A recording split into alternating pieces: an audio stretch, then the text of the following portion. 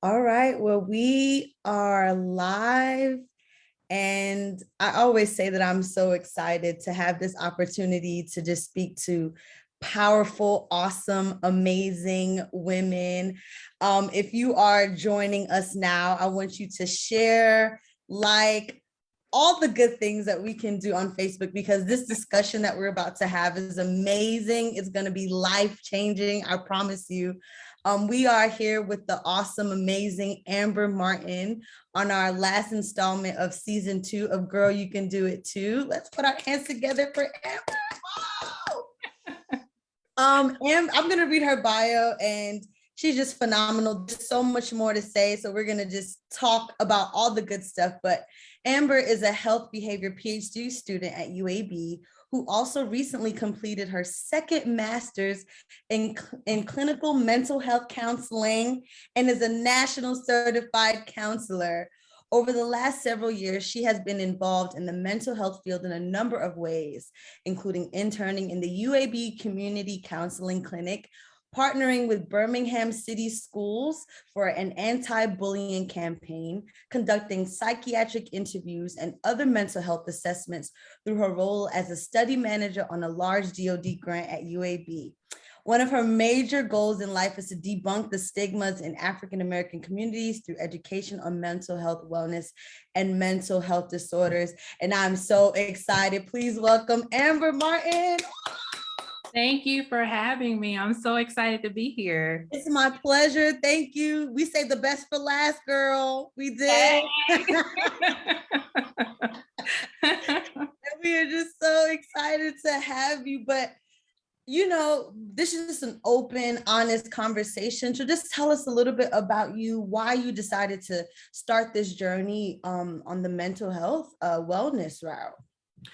Okay, so let's go back to, I'll start maybe early high school when I knew I was going to medical school. So everything in my life was kind of centered around medical school. I did medical school, like summer programs. And of course, when I went to undergrad, which I went to undergrad at Stillman College in Tuscaloosa, Alabama. Hey. I was a biology major there and really just kind of, again, focusing on getting into med school. So the only thing that I had left when I came out of undergrad was to get a little bit more research experience under my belt. So I came to UAB. Wow. Started working as a research technician, like very entry level. Yeah. You know, not making much money, but I knew it would get me where I needed to be. Not knowing that it was going to open up a world of opportunities and things that I had never even thought about. And so in thinking about where I am now, how I got from I'm only doing medical school to I don't know how many degrees and letters and stuff. We love it. Love the letter. I will say, let me be honest with you guys and say, if I did it over now, I might not have as many degrees. I don't know. But what I will say is UAB afforded me the opportunity to explore in a way that I never thought I'd get the opportunity to do. So research opened up a world of just exploration for me.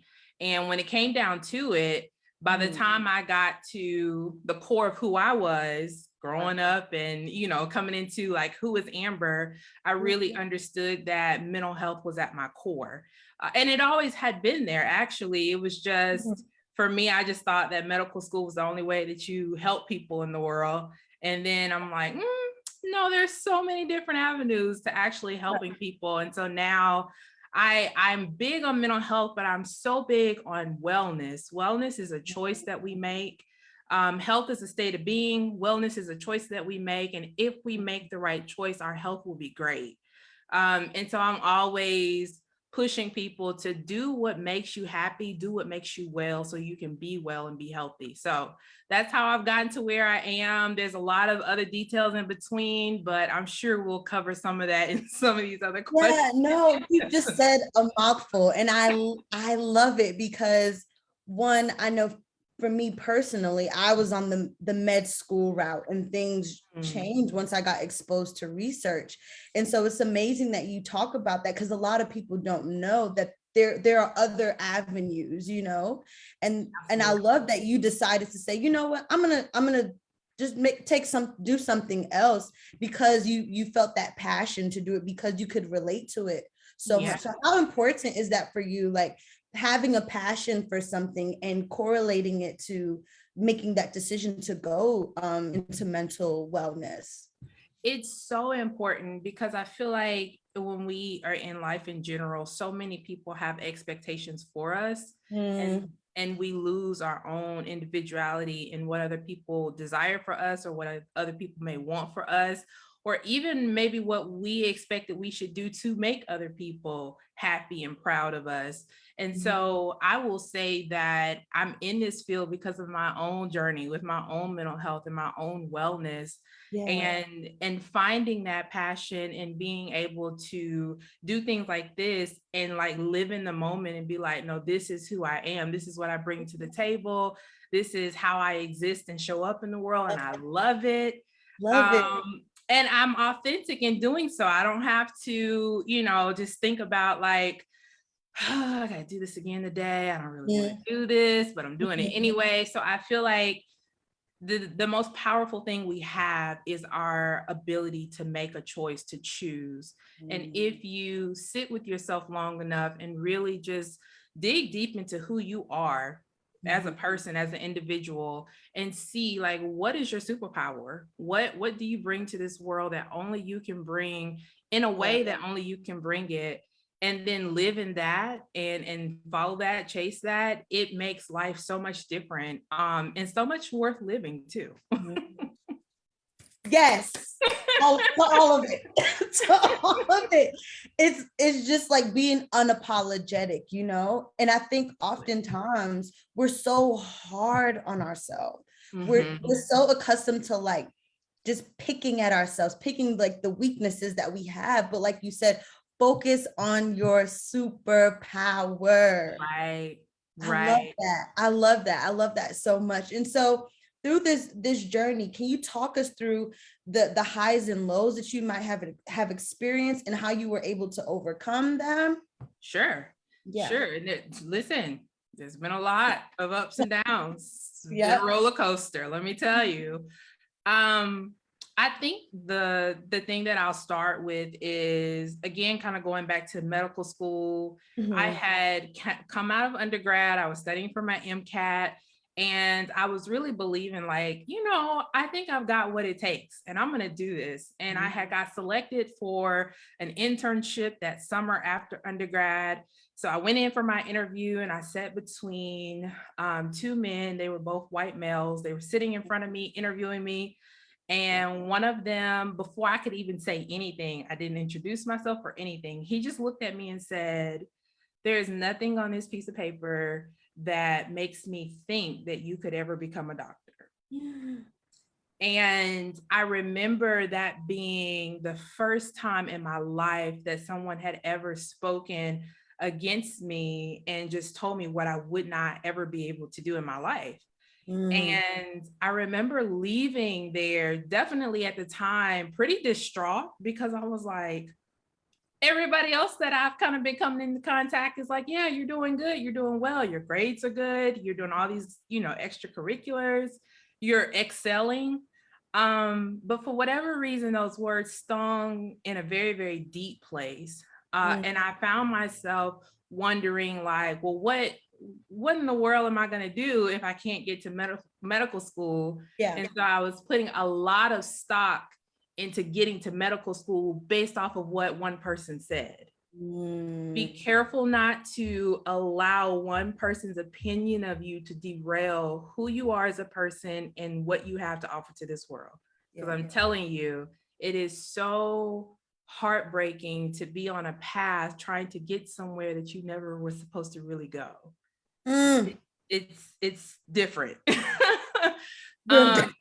And so, I spent years. I spent at least 2.5, almost 3 years trying to run after the medical school thing and taking the MCAT, doing all of these different courses, paying out a lot of money so I could, prove Mhm. this one man who I've never seen again in my life, that I could do it.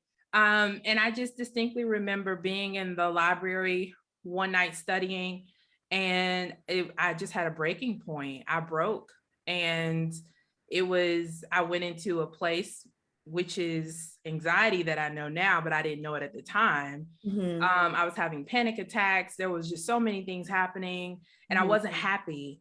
And Yeah. so I started reaching out to individuals that I knew and was like, hey, I don't know what I'm going to do in life, but I know I don't want to stay in this place. And, got back into school. Thankfully, I was at UAB. So UAB pays for you to go to school if you work here. So, use it as an opportunity. Yeah. And I did. I used it as an opportunity. So I started off in the School of Public Health doing my master's in health behavior, and got involved in community work. So I was working as like a multicultural intern for the American Heart Association. I was a coach for Girls on the Run. At the time, I was also leading small groups, just in general. So I was really kind of getting a lot of exposure to different people, to different avenues, to different career opportunities. And they just kept leading me to another door and another door and another door. And so I finally got to the place where I was like, you know what? There's not a degree program at UAB that really has what I think I need. And so I went to the drawing board and I was like, okay, let me justify why I want to do these two programs at the same time. I submitted that to the grad school. They kept trying to say, no, you can't do it again. But listen, I've already been through a no, you can't do it moment before. So, it'll prepare you, even though you didn't know it was going to prepare you. Wow. So Yeah. when I'm here at UAB, kind of advocating for myself and why these 2 degree programs would be really good for me, they were like, okay, you gave us a 5-year plan. You spelled it out for us in a way we didn't think about it. We're going to let you do it. So that's how I got into my master's in clinical mental health and my PhD in health education and health promotion. That is just, I'm here. it's just awesome. And you're here. And I think there's 2 things that really stood out to me. Is one, we have to be mindful of what we say to people, because our words have so much power to break people. Yeah. And so this guy is saying these things to you, and I don't even think he understood what it could have done to you. But on the flip side, you were able to use the words that he pitted against you and use it as fuel to push forward. You know what I'm saying? Absolutely. Like, even though it had a negative impact on you, it still turned around and ended up becoming positive, because you took the opportunity to say, you know what, I'm going to reach out to my village. Yes. Reach out to the people that I know got me. Yes. And I think that's so important to, sometimes when we're in our own clouded space, sometimes we can't see what others see in us. Right. And so like your story is just so powerful that you didn't allow that man's words. I don't even know where he is at, wherever he is, forget him. And it doesn't even matter, because you're here. Right. And you did it, and you're doing it, Yeah. Yeah. No, that's wow. That's so awesome. But the fact that you were able to have this awareness, how important do you think it is to have an awareness of where you are at in life, and to really figure out how to move forward? That's so good. One thing that I feel like I have learned through my own process is you absolutely cannot know where you're going if you don't know who you are. And who you are without everybody else around you. It's good to have a support system. It's good to have a village. It's good to have that, but you have to know who you are at your core in order to navigate in this world. And I feel like coming into my own self-awareness, which I'm going to be honest with you guys, I'm going to say a large part of my self-awareness has happened within the last 3 years of my life. So I It's don't want to, real. I don't want to sit up here Real. and make anybody believe that, oh, she's been here, she's been doing it. Listen, this struggle has been absolutely real. Real. And I think becoming a therapist, it kind of forced me to sit with myself, because you cannot sit with others if you can't sit with yourself. And so I feel like even if mental health, even if therapy is not your thing, I think that all of us are due an investment in ourselves to learn who we are and to show up in the world authentically, because we live in a time where the microwave copycat thing is huge. And never to speak against anybody who's out there doing their thing, but the authenticity that you bring is the key that unlocks the most opportunity, and people miss that. Wow. Well, that's real. That's real. Identity is so important. And Absolutely. like you said, it goes back to knowing your superpower, because you ultimately realize like there's nobody like me in this world. I'm the only person that has my own fingerprint, and I can do it better than anybody else can because I'm me. Right. You know what I'm saying? And like you said, that takes a lot of work to figure it out, you know? Because you have a lot of these young girls, especially, who are so impressionable. They're constantly fed with social media images of what they should look like, how they should think, how they should dress, and it just takes a lot. It's a lot of pressure. Yes. And it takes life and life experiences to really figure out and understand, like, no, this is me, and I love me for who I am. Right. And so that takes time. But with people like you and this platform, where we could, allow women to know, like, it's okay, be you, and know that you are great no matter what. Absolutely. And that you're valuable. I feel like we forget that we are valuable. And I want to take an opportunity to talk to Black women for a moment, because I feel like there are a lot of times where we're out here, we're pushing, we are excelling, we're doing what we need to do. Yeah. But when we're at home at night, whatever the case may be, we still might be feeling like a failure for whatever reason. And I feel like we have to remember that we ourselves are valuable outside of our titles, outside of what we do. We are valuable people. And when we show up in the world and know our worth and know our value, it makes the world a better place. Yeah. And can you talk about, like, how does someone find their value? Is it through who they surround themselves with, the energy that they put into certain projects, going to therapy? Because, with the pandemic now, a lot of people had to sit with themselves and really do a lot of self-work. So can you talk about, how does someone find their value? What are some ways that you think people can find their value? That's so good. That's a really good question. I will speak from my personal experience. Okay. And I'll share some of the things that we do in the counseling realm. But the first thing is, like, really understanding who you are at your core and knowing who that is. I think sometimes we kind of get caught off guard with, if we're able to relate to someone else, then that's who we are. If we're able to relate to a current fad, a current trend, if we, whatever the case may be, that's who we are. And so for me, I remember sitting down, journaling one day and writing down, like, well, what are the things that you are just authentically, it's just natural. It comes natural to you. You don't have to think about it, started writing those things down. After I started writing them down, I was like, you don't give yourself enough credit in general.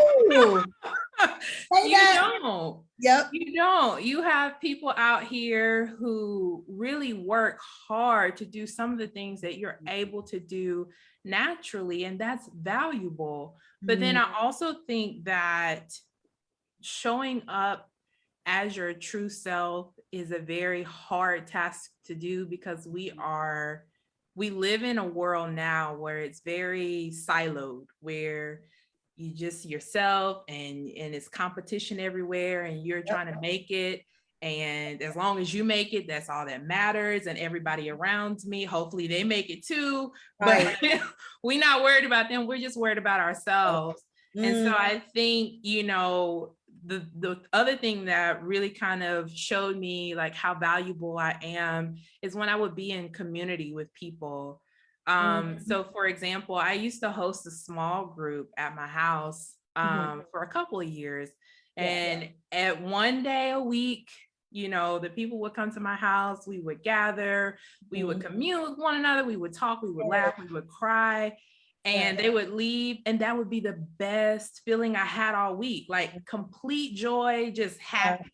Yeah. And then I started wondering, like, well, why is that the only time during the week that I just like feel like empowered and ready to face the world? And I started realizing that I personally am made to connect really authentically with people. And so I can't connect authentically unless I'm being my authentic self. Wow. And so good. It's I had to learn that me showing up as me and not my avatar is valuable. It's worthy. And I tell people that I counsel all the time, if you take off the mask and put aside everything, drown out the noise for a moment, what makes you who you are? What makes you unique? What makes you special? And if people are having a hard time figuring that out, we work through it, because everybody has a unique imprint on this world. I don't care who you are. Oh my gosh, Amber, you're changing lives right now. You are impacting me right now. This is so good.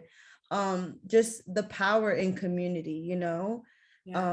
I think a lot of us at the core, a lot of us just want to be accepted. A lot of us just want to be loved. And, you know, we feel that we have to, like you said, put on this mask to be accepted. And I think that that goes for us on the other end is, let's love on each other. Let's accept each other. Let's have a community. So we have people that not only hold us accountable, but we can go to them and say, hey, I'm having a rough day. And they won't judge you for that, you know, because I think a lot of us are scared, like, they might judge me because I don't want to see that side of me. You know? Right. Yeah. No, that's just awesome. And I think it kind of goes to the stigma in the African American community in general is we've been kind of conditioned to stay strong, not fold. Don't let anybody see us break down, especially the Black women, as you know talking about earlier, is this keep that game face on, don't cry, don't break. So can you talk about the goals that you have for really breaking that stigma and working towards increasing awareness about therapy and mental wellness in the communities? Sure. So I'm so glad that you bring up this word of strength and being strong, because that's a big part of my dissertation process in school right now. But it's also been a big topic that I've just kind of been following for, I don't know, maybe like 5 years now. And that's they call it like the strong Black woman schema or the superwoman schema, and how that contributes both positively and negatively to our health and overall wellness. And so, of course, I'm kind of leaning in on the negative parts of it. So what is it about this gender schema that, you know, keeps us in a cycle of obesity, diabetes, heart, you know, all these things that Black women are at the top of the scale for. And there is nothing wrong with being strong. And I want to say that, I'm going to say again, there is absolutely nothing wrong with being strong. But when strength becomes the mask that we wear, and we are not dealing with what's really happening in our lives, it causes havoc everywhere, right? So if I'm showing up in the world, let's say, and I'll use myself. When I grew up, I had a lot of death in my family. So I was introduced to death very early. I lost all of my uncles, two due to homicide. And then it started happening to my cousins. And so by the time I got to my 20s, I was going to my cousins' funerals, and 3 of them were killed. And so everybody kept saying, like, we don't know how you are still operating in the world with all of this stuff happening. And I'm like, my grandmama taught me to be strong, you know, and I'm excited about it, super excited about it. But what they didn't know was at night, I was waking up with cold sweats and having these really bad heart palpitations and not really understanding what was happening, not knowing that I was having anxiety attacks, not nothing, just knowing that that was what was happening at the time. And so when I went to the doctor, you know, to just kind of get a check on it, they were like, and I had a Black woman doctor. I'll never forget her words. And she was like, strength is going to kill you. Your strength will kill you. Ooh. And it hit different. Oh, okay, doctor. I was ready for a prescription. That was the prescription. Listen, and not only was it my doctor, but my mom used to have this saying, like, the strong Black woman is dead. And I never really understood that. But now that I've gotten to this place in life, I understand that it is okay to be strong. And it's also okay to break down, to cry, to have your feelings, to work through and process whatever feelings that you have. That's what makes us human. Yeah. And I feel like sometimes as Black women, we have been conditioned through generations not to break down and not to process emotions and to be there for others, but not let others be there for us, because that's how we saw grandmama and them do it, you know? Not really understanding the history behind the fact that when we were in slavery, they had no other choice. They had to do that. And so now what I tell women all the time, men, but definitely my Black women, is we now have a choice. We have a choice to be well. And so if that means you need to take some time away from your social media, you need to take some time away from that relationship, you need, you know, whatever it is, you have the choice, and you can make the choice to take that time for yourself, and everybody else will be okay. I promise. That everybody else that you think won't you know be okay without you, they will be okay. I promise. That's so good, because a lot of us, I know for me, I'm guilty of that. Like, if I take a break, if I just woosah, everybody else is just gonna crumble, right? Because a lot of us are pillars in our family, pillars in our community. And so if there's a crack, if there's a moment of just stepping away, we feel this guilt, like, oh my gosh, everybody else is not gonna have that person to lean on. But it's like, you got to lean on something too. You got to take that, because like you said, your strength is going to kill you.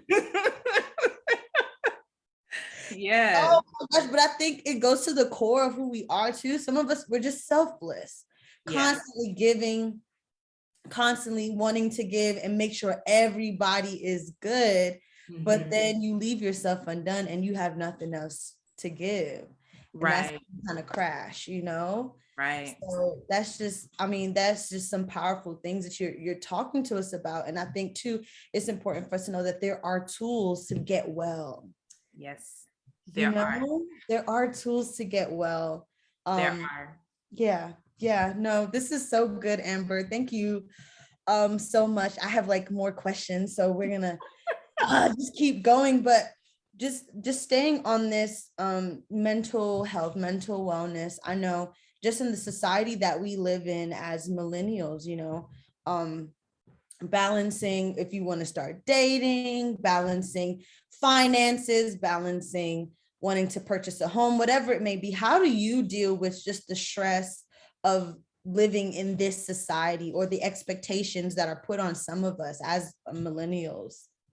Yeah, so I have to live presently every day of my life. And that takes work. I feel like people say that sometimes and they're like, just be present. Being present is a very hard thing to do. There's a million and one things that we think about that we could have did better the day before, and there's 2 million things that we're looking for the future. So to be okay with where you are presently actually takes a lot of work. And so, for me, I feel like I really kind of took in like all of what society says that was negative about me as a Black woman, and made a decision that I was going to defy all those odds. Again, had already had somebody speak against me when it came to my career. That fuels me for forever. It's still fueling me to this day. Let me be honest. I still have a flashback sometimes, be like, let me tell you what you're not gonna do. Right. It was out of order, out of line. But I remember, so when I was 24, I think when I was about 24, I went out and was like, okay, I need to buy a house because, that will make me feel like I'm established and I'm out here moving in the world. And I did. But I think I was 25 by the time I actually closed.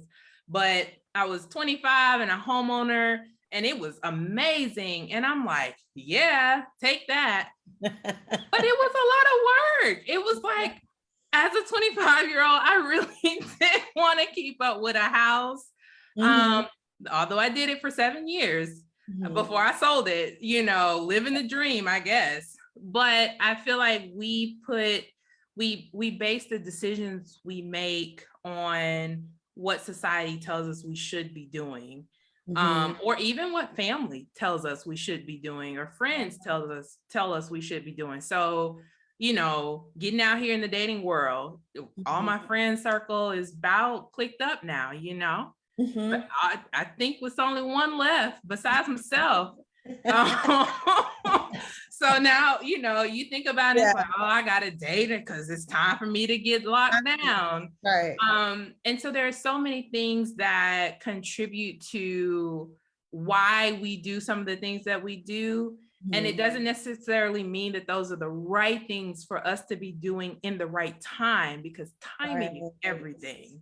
You could be going after something and it's the wrong season or the wrong time, and it could actually be detrimental to you. And so you really have to be, like I said, I go back to living presently. So, it doesn't make sense for most people, because ideally, and listen, I'm a planner.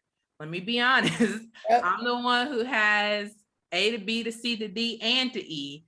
But I've even learned to have flexibility in my plans too, because you cannot, to me, it's like you really can't enjoy any part of life unless you show up and be present with what's happening. And I don't know about for you or other people who may watch this, but I have a tendency not to celebrate the small little victories along the way. Absolutely. I'm always waiting for the big thing to happen. Then absolutely, when the big thing happens, I'm already trying to get to the next big thing. Yes, I am you, you are me. Absolutely. Absolutely. And so, but when do you ever have time to sit with who you are and be like, you know what? A year ago, I did not know I would have experienced all these things and was able to be here. And no, I'm not at the quote unquote finish line, but listen, there's been a lot of amazing things that have happened, or maybe it hadn't been so amazing, but it's been educational. Let me say it like that. We've learned some things along the way. I just feel like we have to do a better job of being present in our lives and being just listen, we're still in a pandemic that's been going on for 2 years. You have breath in your body. Can we just be grateful for that? Can we thank God for that? Yes. Yes. We thank him for breath. Listen, in and out. My God.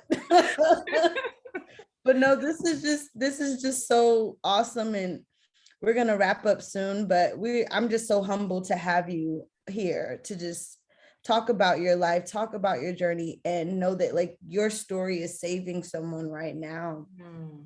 And so I'm just super humbled to have you here. And I just want you to just kind of close out with just talking about what do you wish someone told you while you were embarking on this process, whether it was in the beginning, the as a little girl, whatever stage of your life, something that you feel like could have helped you like push even further, or just someone who's in your position right now who wants to do what you're doing. What is something that you wish someone told you? Oh, the first thing that I'm going to say is I wish that I had been affirmed more that I and who I am, just as I am, is enough. I have battled with that and still battle with that. And I don't know that we do enough affirming. And not just parents to their children, but also just teaching children to affirm themselves. And so it's something that, again, it's nobody's fault. I just wish that it's something that I would have known ahead of time. And it's definitely something that, listen, my little girls and the ones that are coming up, even the ones in high school that think they know, I gotta affirm them and tell them to affirm themselves, because the world will try to beat you down at every twist and turn. And if you don't know who you are, you will eventually end up kind of being tossed in every direction. But I will say that the other thing for me, so let me be transparent and say, I am a therapist, but I still have my own difficulty with going and sitting with a therapist. And I believe that comes from a lot of different stigmas, but I will say the one thing is, again, kind of what happens in this house or what happens in this space stays in this space. I wish I had been told that it's okay to have feelings about a thing. It's okay to not agree, and maybe be able to voice that I don't agree, instead of being made to like be put in a box that somebody else had for me. It's like, this is what you are, this is what you're gonna do. I feel like in today's time, I feel like freedom is everywhere now. Everybody's free. I know. I'm kind of like, I think we might need to rein it in a little bit. I don't know, but some of us don't want to see certain things. listen, but I think having the ability to have autonomy is so important. And so I wish that that's something that I had when I was growing up as a little girl. But even now, as like, well, I consider myself grown at this point in life. I would say that I feel like we have to give ourselves permission to, I'm trying to choose my words because I don't want to offend anybody, but I think we have to give ourselves permission to not be our best selves at times. And doesn't mean that you're just like downright rude and mean to people, but I feel like sometimes when we are always, again, kind of going back to that strength and always having to present a certain way in life, we miss the opportunities for growth when we're not our best selves and when we're figuring out how to come out of that. And so in the last couple of years, my friends will probably tell you, they have probably experienced me not at my best self. And they probably were like, what is happening with you right now? We have never seen this from you before. Right. But it's allowed me to grow exponentially because I'm not hiding from myself. Yeah. Everything that I am, the good and the bad, quote unquote, or the bitter with the sweet, all of it is who I am, and I navigate that every day. And I think it's important to say, like, you won't always be at your best, and that's okay. That's perfectly fine. Yeah, that's perfectly fine. Let's pop it up. Yay! For mental wellness. Forget you got us together tonight. Yes, you did. You did. This is a joy. Thank you so much for what you do. Oh, and if I can affirm you in this moment, you are amazing, and you're going to do amazing things. And we need you in this world. So don't stop doing what you're doing. Oh, thank you, Amber. I appreciate you so much. Thank you for saying yes. Just thank you for saying yes. Absolutely. To this, to everything, to your journey. And we just appreciate you. I just want to send a message out to everyone. Go to therapy, talk to someone, find a community. Find a community that loves you, that supports you, that pushes you, that tells you when you're wrong, but still loves on you. And we just thank you, Amber, so much. Is there any way that if you want people to stay connected with you or reach out to you, is there any way that they can do that? Yes. So, I do not know my social media handles. Okay. Yes, I do. Yes, I do. Okay. My Instagram is ambernicole_325. And I recently started Well Within, which will be my own company. And so that will be coming. It's already there, but I'll be on social media next year. So look out for that. But also, listen, y'all can search me on Facebook too. I'll be on there every now and then. Facebook's still alive and popping. But we just want to thank you so much, Amber. We appreciate you.